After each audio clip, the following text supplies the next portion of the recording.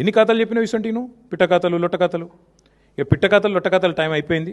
నిజంగానే ముఖ్యమంత్రి గారు 2034 దాకా ఉంటా అనే ధైర్యం ఉంటే మరి రద్దు చేసి పోదాం అసెంబ్లీ.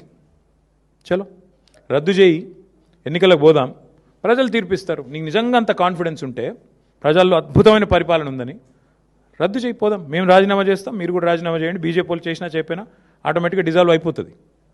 ఒకవేళ సీఎం గారు రెడీగా ఉంటే మేమందరం మా పార్టీ వాళ్ళు 27 మంది రాజీనామా చేస్తాం. నువ్వు రెడీ అంటే నువ్వు రాజీనామా చెప్పి మీ వాళ్ళతోని మా పార్టీకి వెళ్ళి తీసుకుపోయిన దొంగలం కూడా రాజీనామా చెప్పి 9 మంది ఉన్నారు కానీ నీతోని చెప్పి లెటస్ గో చూసుకుందాం.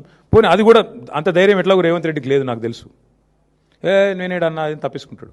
పోనీ మా దాంట్లోకి వెళ్ళి తీసుకుపోయిన దొంగలన్నా రాజీనామా చెప్పి 9 మంది అదైనా చూద్దాంపా. ఇంత ప్రజానాయకుడివి కదా నువ్వు, చెయ్యి.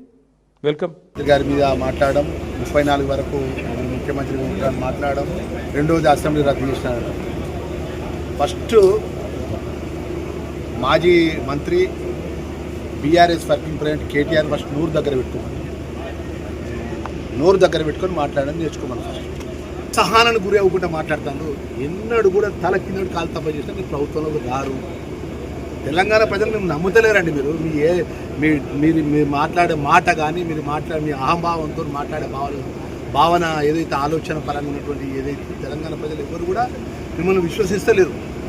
ఇలా 34 వరకు ముఖ్యమంత్రి నీవేనా, లేకపోతే మా ఎమ్మెల్యేలు, మీ ఎమ్మెల్యేలు కాదండి. ఈరోజు ప్రజాపాలనలో ప్రజలకు జవాబుదారీగా గౌరవ ముఖ్యమంత్రి గారి నేతృత్వంలో నేను కానీ ఇక్కడ ప్రజాప్రతినిధులు అందరం పనిచేస్తున్నాం. ఈరోజు నువ్వు నోరున్నది కదా, నువ్వు అసెంబ్లీ రద్దు చేస్తావా లేకపోతే 34 వరకు నువ్వు ఉంటావా అని కాదు. 100% చెప్తున్నా, జిల్లా మంత్రిగా చెప్తున్నా. గౌరవ ముఖ్యమంత్రి రేవంత్ రెడ్డి గారి నేతృత్వంలో రేపు రాబోయే 29 ఎలక్షన్స్లో తిరిగి రెండోసారికి రాష్ట్రంలో కాంగ్రెస్ పార్టీ విజయ పతాకం ఎగరేస్తుంది. తెలంగాణ ప్రజల యొక్క ఆశీర్వాదం, మహిళా సోదరుల ఆశీర్వాదం, అన్ని వర్గాల ప్రజల యొక్క ఆశీర్వాదం, దయ గౌరవ ముఖ్యమంత్రిపై, గౌరవ రాష్ట్ర ప్రభుత్వంపై ఉంటుందన్న విషయాన్ని మాట్లాడితే నేను నమ్ముతాను. ఇక ముఖ్యమంత్రి గారితో మాట్లాడితే గొప్ప అయితే అంటే ఏ రోజు కూడా చెప్తున్నా కదా, నేను సామాన్యమైన వ్యక్తి రాష్ట్ర మంత్రిగా చెప్తున్నా కదా కేటీఆర్ గారు. ప్రజల్ని మేము విశ్వసిస్తాం.